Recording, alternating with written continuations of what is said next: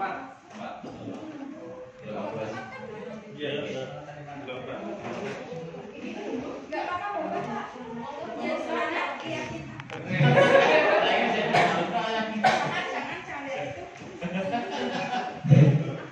kita mulai, kami ucapkan selamat datang kepada Bapak-Bapak dan Ibu atas kehadirannya di sini.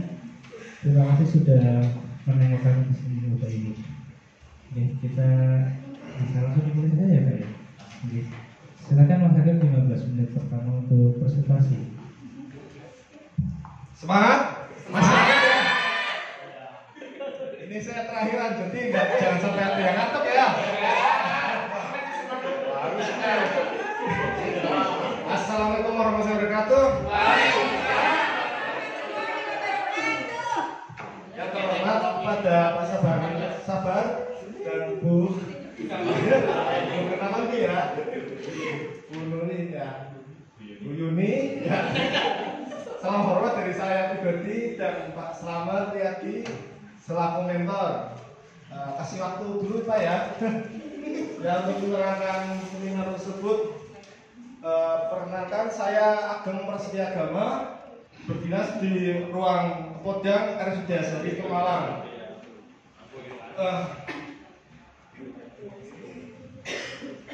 Di sini saya akan menerangkan tentang nilai dan etika organisasi perangkat daerah atau disebut OPD. Rencana strategi OPD RSUD Asari Pemalang yaitu mempunyai sebuah visi, yaitu visinya rumah sakit pilihan utama masyarakat Pemalang dan sekitarnya.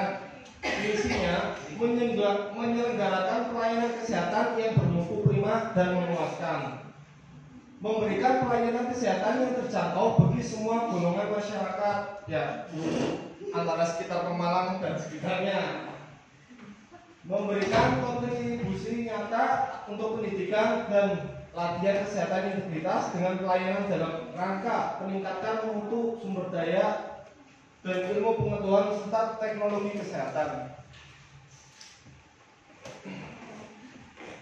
Tujuan pelaksanaan orientasi tersebut, satu, yaitu mampu memahami program orientasi dan mengenal nilai dan etika instansi pemerintah.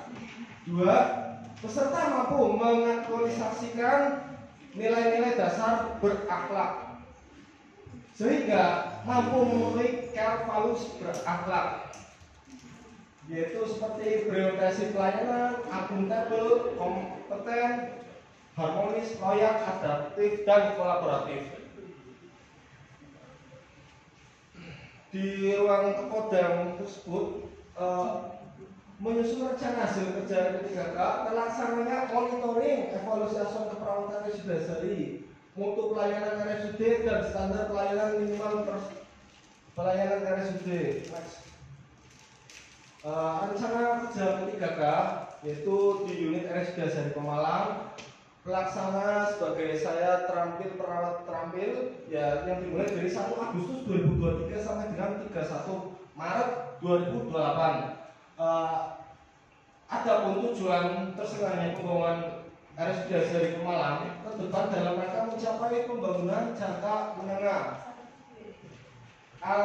untuk meningkatkan kualitas pelayanan rumah sakit dengan sasaran memberikan proses pelayanan rumah sakit yang prima dengan meningkatkan pengobatan tempat tidur, menurunnya kejadian kematian lebih dari 48 jam, meningkatnya tata kelola manajemen rumah sakit, akuntabel, transparan, efektif, dan efisien. Untuk rencana hasil kerja pemimpin, terlaksana monitoring evaluasi asuhan keperawatan RSUD, mutu pelayanan RSUD, dan SPM pelayanan RSUD. Lanjut, saya sini akan menerangkan tentang RHK rencana hasil kerja saya, yaitu 1. Melakukan pengkajian perawatan dasar pada individu sesuai dengan prosedur. Ya, untuk melakukan pengkajian pada setiap pasien dalam 1 kali 24 jam. 2. Mengumpulkan data pasien, mengklarifikasikan data pasien dan memvalidasi data pasien, serta mendokumentasi pengkajian pasien tersebut. Objeknya itu seluruh pasien rawat inap terkaji kebutuhan dasarnya data pasien yang valid Lanjut, melakukan pengkajian perawatan dasar pada individu sesuai dengan prosedur sesuai dengan nilai berorientasi pada akuntabel. Lanjut mas. Memberikan oksigenasi sederhana sesuai dengan prosedur, yaitu mengidentifikasi pasien yang akan diberikan oksigenasi, melakukan kolaborasi dengan dokter untuk diberikan oksigenasi. Output hasilnya yaitu bisa mengidentifikasi sesuai dengan pasien yang akan diberikan oksigenasi, penggunaan oksigen pasien tersebut yang tepat.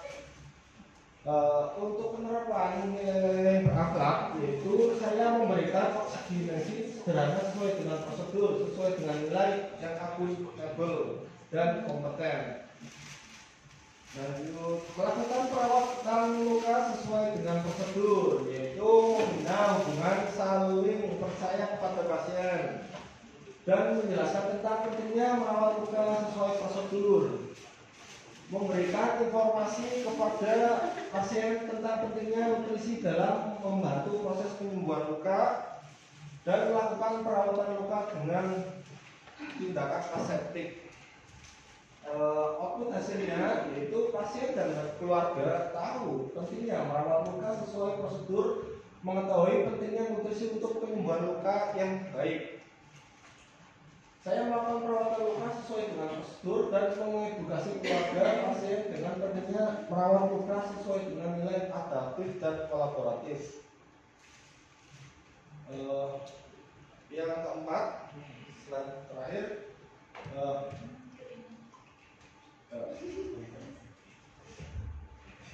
saya lanjutkan.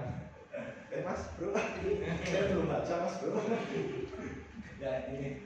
Lokalisasi penggunaan alat-alat pengaman, ya, seperti restraint yang di bed itu, ya, mengkaji adanya faktor risiko jatuh pada pasien, terutama pasien-pasien yang koma, pasien-pasien yang tidak sadar, pasien yang sudah sepuh, itu wajib untuk dilakukan restraint, untuk dilakukan pengamanan pada kamar bednya tersebut.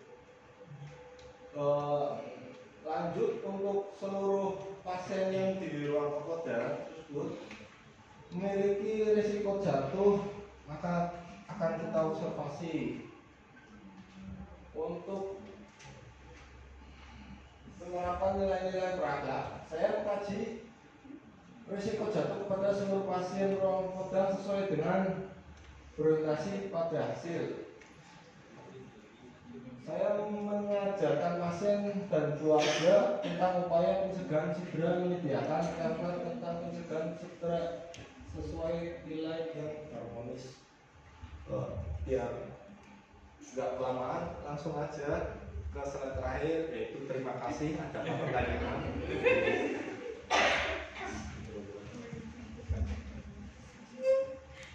Baik, terima kasih kepada Mas Adi yang telah memaparkan hasil belajar dan orientasinya. Dipersilakan kepada audiens yang ingin bertanya. Ya, silakan Bapak. Izin bertanya ya Mas Agus. Ya, Dengan kan di ruang dalam ya. Di situ kan ada pasien isolasi paru juga ya. Saya mau tanya Mas, gimana sih tahapan dalam pemberian oksigen itu di ruangan tersebut? Baik, laporan saya terima.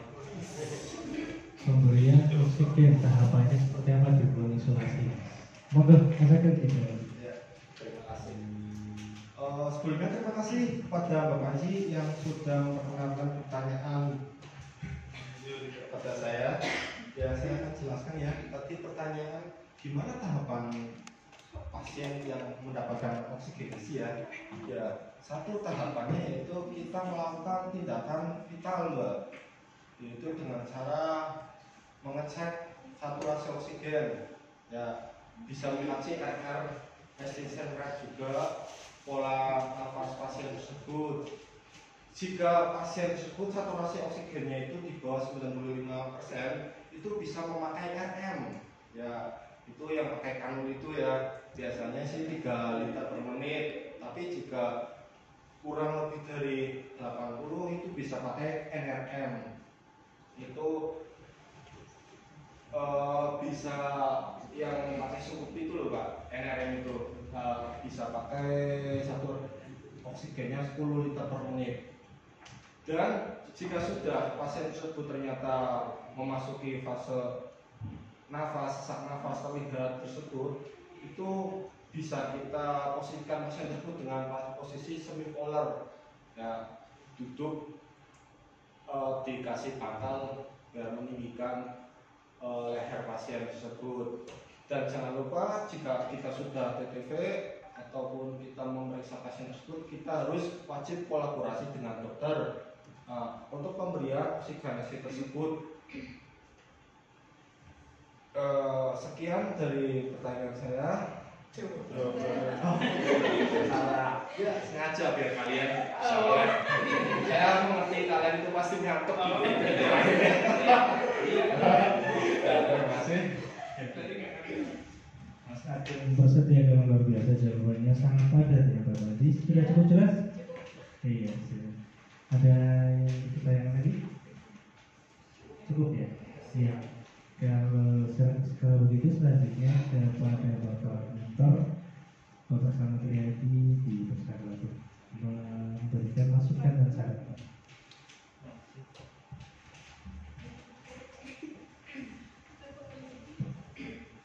Terima kasih. Sedikit menambahi dari jawaban Mas Ageng tentang pemberian oksigen ya. Jadi seperti yang tadi di awal juga ada yang menanyakan tentang pemberian oksigen. Ya, pemberian oksigen itu sebagai sebuah tindakan kolaborasi itu yang pertama. Maksudnya bahwa itu nanti kita kolaborasi dengan BPJP-nya. Tapi ada juga kewenangan di situ seorang perawat itu memberikan oksigen ya, ketika memang membutuhkan. Ya, makanya langkahnya apa ketika kita mau memberikan oksigen? Itu sebenarnya di awal itu ada tulisannya identifikasi. Identifikasi di situ ya kita bisa melihat dari frekuensi nafasnya, kemudian penggunaan rongga dadanya bagaimana, kemudian saturasi ya. Jadi kita harus tahu itu mana pasien yang perlu hanya dengan kanul, mana yang harus dengan rebreathing mask ya, atau yang non rebreathing mask ya. Kemudian kalau misalkan yang RM atau NRM itu minimal berapa ya? Ini juga perlu saya sampaikan ya, karena masih ada yang teman-teman yang kurang pas ya, sudah menggunakan NRM tapi dengan dosis yang rendah, masih 5 liter atau di bawahnya, malah itu kan bukan mengobati tapi malah meracuni ya. Jadi enggak sesuai tujuannya. Jadi tolong itu pemberian oksigen itu diperhatikan itu. Setelah kita memberikan ya, otomatis ketika kita memberikan, di samping sudah melakukan identifikasi, komunikasi ya dengan pasien dan pengunjung ya, penunggu si pasien tersebut. Jangan sampai kita itu ya melayani namanya manusia kayak melayani benda mati. Jadi harus ada komunikasi. Ini tujuannya seperti ini. Ya. Kadang kita itu ya hanya menggunakan perasaan saja, pasang ya, tanpa komunikasi. Kita memberi edukasi ke pasien sehingga pasien kadang kalau kita pergi dilepas. Itu ya. Jadi tolong komunikasi jangan sampai lupa ketika kita mau melakukan tindakan.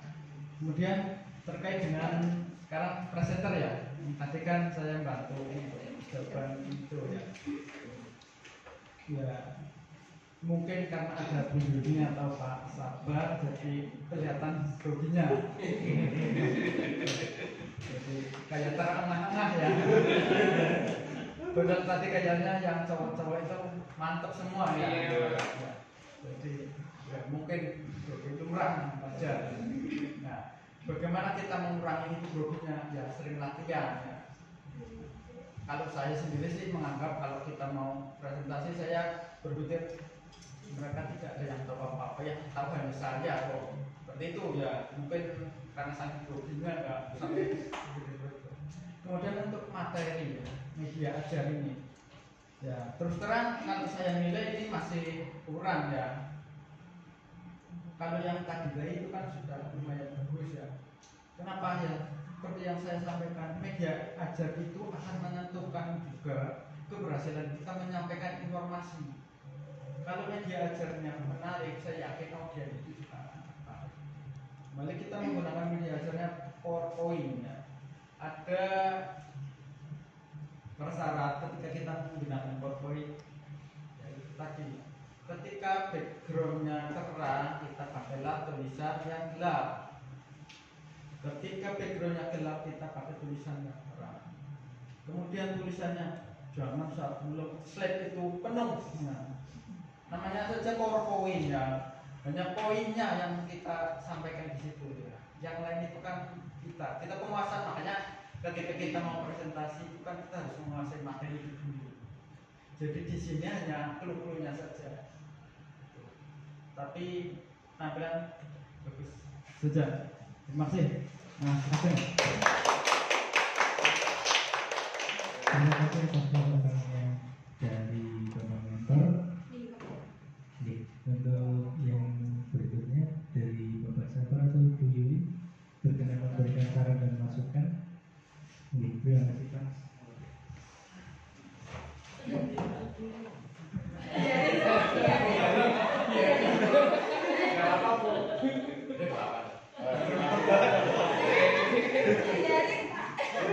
Assalamualaikum warahmatullahi